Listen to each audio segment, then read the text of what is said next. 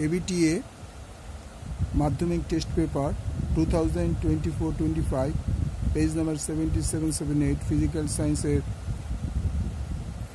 MCQ আগেই দেখেছি। এখন 1 নম্বরের প্রশ্নগুলো আছে। 2.1 বায়ুমণ্ডলের কোন স্তরে ভ্যান অ্যালেন বিকিরণ বলয় দেখা যায়? ম্যাগনেটোস্ফিয়ার তোমার ভ্যান অ্যালেন বিকিরণ বলয় দেখা যায়। 2.2 ওজোন মণ্ডলের ওজোন গ্যাসের ঘনত্ব কোন এককে মাপা হয়? ওজোন গ্যাসের ঘনত্ব ডবসন DU এককে মাপা হয়। CGS পদ্ধতিতে সার্বজনীন গ্যাস ধ্রুবকের মান একক সহকারে লেখো। অ্যান্সার হচ্ছে সর্বজনীন গ্যাস ধ্রুবকের মান অর্থাৎ R এর মান 8.31 × 10⁻⁷ arc mol to the power -1 degree C-1। CGS পদ্ধতিতে R এর একক arc mol to the power -1 degree Celsius -1। 2.3 SI পদ্ধতিতে গ্যাসের প্রমাণ চাপ কত? 10⁵ পাস্কেল kPa 10⁵ পাস্কেল kPa। নির্দিষ্ট ভরে গ্যাসের আয়তন V হলে উষ্ণতা স্থির রেখে চাপ দ্বিগুণ করলে আয়তন কত হবে? এটা আয়তন হবে অর্ধেক, তো V/2। পরিষ্কার কথা, যদি আমি উষ্ণতা স্থির রেখে দিই আর চাপ যদি আমি ডবল করি তাহলে জেনারেলি গ্যাস হোক আর যাই হোক আয়তন কমতে বাধ্য, তাহলে আয়তন হয়ে গেল অর্ধেক বা V/2। 2.5 যদি OIR এবং OIA যথাক্রমে তরলের প্রকৃত ও আপত প্রসারণ গুণাঙ্ক হয় তবে এদের মধ্যে কোনটি বেশি? তরলের প্রকৃত প্রসারণ OIR বেশি হয়। 2.5 অথবা কঠিন পদার্থের 3 রকম প্রসারণ গুণাঙ্কের মধ্যে সম্পর্ক লিখো। দেখো আলফা, বিটা, গামা এর সম্পর্ক। আলফা = β/2 = γ/2। এটাকে বলছি আমরা আলফা, এটাকে বলছি আমরা বিটা, এটাকে বলছি আমরা গামা। তাহলে আলফা, বিটা, গামা এর সম্পর্ক হলো আলফা = β/2 = γ/2। একটি অবতল দর্পণের বক্রতা ব্যাসার্ধ 10 সেন্টিমিটার হলে ফোকাস দৈর্ঘ্য কত হবে? অ্যান্সার হবে 10 সেন্টিমিটার। কী করা হয়? দেখো অবতল দর্পণের বক্রতা ব্যাসার্ধ = 2 × ফোকাস দূরত্ব। তাহলে আমি যদি কথাটা ঘুরিয়ে লিখি 2 × ফোকাস দূরত্ব = ব্যাসার্ধ 20, তাহলে ফোকাস দূরত্ব হবে 20/2 অর্থাৎ 10 × 20 এই যে 10, অ্যান্সার হয়ে গেল 10 সেন্টিমিটার। 2.7 মায়োপিয়া জনিত ত্রুটি দূর করতে কী ধরনের লেন্স ব্যবহার করা হয়? অবতল লেন্সের ব্যবহার করতে হবে।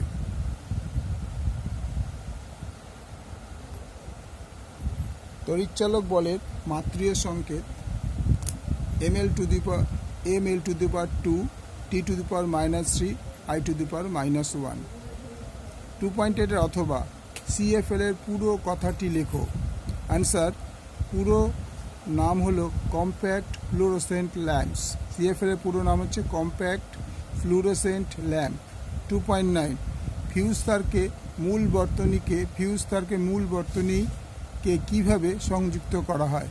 ফিউজ তারকে মেইন লাইনে লাইভ তারের সঙ্গে শ্রেণী সমবায় যুক্ত করে। কী করতে হয়? ফিউজ তারকে মেইন লাইনে লাইভ তারের সঙ্গে শ্রেণী সমবায়ে যুক্ত করা হয়। 2.10 জাপানের হিরোশিমা শহরে যে পারমাণবিক বোমা ফেলা হয়েছিল সেটিতে কোন ধরনের তেজস্ক্রিয় বিক্রিয়া ঘটেছিল? উত্তর হবে নিউক্লিয়ার ফিশন বা পরমাণু বিভাজন বিক্রিয়া। নিউক্লিয়ার ফিশন বা পরমাণু বিভাজন বিক্রিয়া। 2.11 সত্য বা মিথ্যা নিরূপণ করতে হবে। ক্ষার ধাতুগুলোর অক্সাইডগুলি তীব্র ক্ষারকীয় প্রকৃতির, সত্য না মিথ্যা? উত্তর হবে সত্য। 2.12 পর্যায় সারণীর কোন শ্রেণীতে 3 প্রকারের ভৌত অবস্থায় মৌল পাওয়া যায়? পর্যায় সারণীর কোন শ্রেণীতে 3 প্রকারের ভৌত অবস্থায় মৌল পাওয়া যায়? কি পাওয়া যায়? হ্যালোজেন শ্রেণী গ্রুপ 17তে 3 প্রকার ভৌত অবস্থায় মৌল পাওয়া যায়, যেমন Fe2 ও Cl2 গ্যাস অবস্থায়, Br2 তরল অবস্থায় এবং I2 কঠিন অবস্থায়। 2.13 হাইড্রোলিক যৌগটি সমযোজী না তড়িৎযোজী? হাইড্রোলিকের সংকেত CaH2, তা হাইড্রোলিক একটি তড়িৎযোজী যৌগ। ঠিক আছে, হাইড্রোলিক CaH2 হচ্ছে হাইড্রোলিকের সংকেত, এটি একটি তড়িৎযোজী যৌগ। তড়িৎচালক বলের মাত্রীয় সংকেত ml to the power ml to the power 2 t to the power -3 i to the power -1 2.8 এর অথবা CFL এর পুরো কথাটি লেখো। CFL এর পুরো নাম হচ্ছে কম্প্যাক্ট ফ্লোরোসেন্ট ল্যাম্পস। 2.9 ফিউজ তারকে মূল বর্তনীকে কিভাবে সংযুক্ত করা হয়? ফিউজ তারকে মেইন লাইনের লাইট তারের সঙ্গে শ্রেণী সমবায় যুক্ত করা হয়। 2.10 জাপানের হিরোশিমা শহরে যে পারমাণবিক বোমা ফেলা হয়েছিল সেটিতে কোন ধরনের তেজস্ক্রিয় বিক্রিয়া ঘটেছিল? অ্যান্সার হবে নিউক্লিয়ার ফিশন বা পরমাণু বিভাজন বিক্রিয়া। 2.11 সত্য না মিথ্যা নিরূপণ করো। ক্ষার ধাতুগুলোর অক্সাইডগুলির তীব্র ক্ষারকীয় প্রকৃতি, সত্য না মিথ্যা? উত্তর হচ্ছে সত্য। 2.12 পর্যায় সারণীর কোন শ্রেণীতে 3 প্রকারের ভৌত অবস্থা মৌল পাওয়া যায়? অ্যান্সার হচ্ছে হ্যালোজেন শ্রেণী গ্রুপ 17 তে 3 প্রকারের ভৌত অবস্থায় মৌল পাওয়া যায়, যেমন F2 ও Cl2 গ্যাস অবস্থায় থাকে, Br2 তরল অবস্থায় থাকে, I2 কঠিন অবস্থায় থাকে। 2.1 হাইড্রোলিক যৌগটি সমযোজী না তড়িৎযোজী? উত্তর হবে হাইড্রোলিক, যার সংকেত CH2, এটি একটি তড়িৎযোজী যৌগ। এটা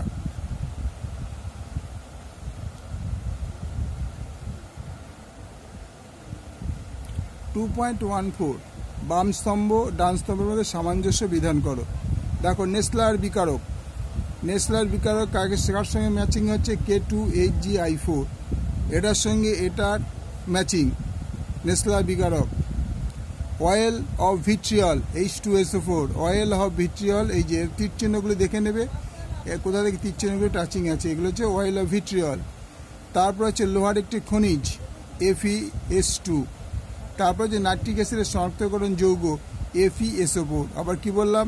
নেসলার বিকারক এইটা সঙ্গে ম্যাচিং। তো অয়েল অফ ভিট্রিয়ল এইটার সঙ্গে এইটা ম্যাচিং। নাইট্রিক অ্যাসিডের শনাক্তকরণ FeSO4, লোহার একটি খনিজ FeS2। ওকে। 2.15 1 ফ্যারাডে হচ্ছে ইকুয়াল টু কত কুলম? তাহলে 1 Faraday equal to 96472 coulomb. 1 Faraday equal to 96472 coulomb. 2.15 এর অথবা একটি মৃদু তড়িৎ বিশ্লেষ্যের উদাহরণ দাও। ভিনিগার, এটা হচ্ছে ভিনিগার।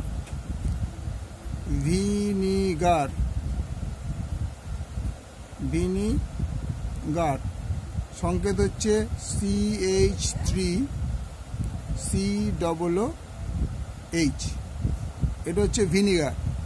2.16 দাঁতের চিকিৎসায় কোন ধাতু সংকর ব্যবহার করা হয়?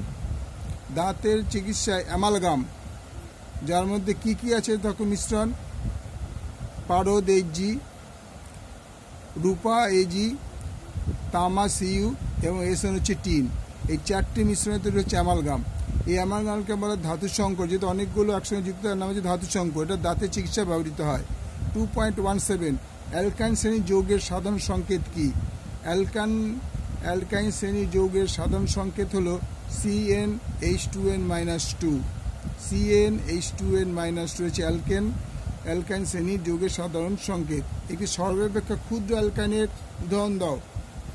একটি সর্বাপেক্ষা ক্ষুদ্র অ্যালকাইন উদাহরণ দাও। সবচেয়ে ছোট অ্যালকাইন হলো ইথাইন C2H2, ইথাইন C2H2, মানে এটাকে অ্যাসিটিলিনকেও বলা যায়, অ্যাসিটিলিনও বলা যায়। তো তোমাদের ভালো লাগলে লাইক করবে, শেয়ার করবে, সাবস্ক্রাইব করবে। তোমরা যদি কমেন্ট করো আমার খুব ভালো লাগবে। যদি কোনো কিছু তোমাদের দরকার পড়ে কমেন্ট করে জানাও যে আমাদের এগুলো একটু দেখে দেন, আমরা বুঝতে পারছি না। প্যারাটা তোমাদের আমি ভালো করে আবার কী করি, প্যারাটা ঝাপসা হয়ে যাচ্ছে জায়গাটা। 96472 বুঝতে পেরেছো? এটা হচ্ছে কুলম। কয়রসুলময় বয় কুলম, এটা কেটে আমি তো এখানে ভালো করে লিখে দিলাম কুলম। ঠিক আছে, ওকে।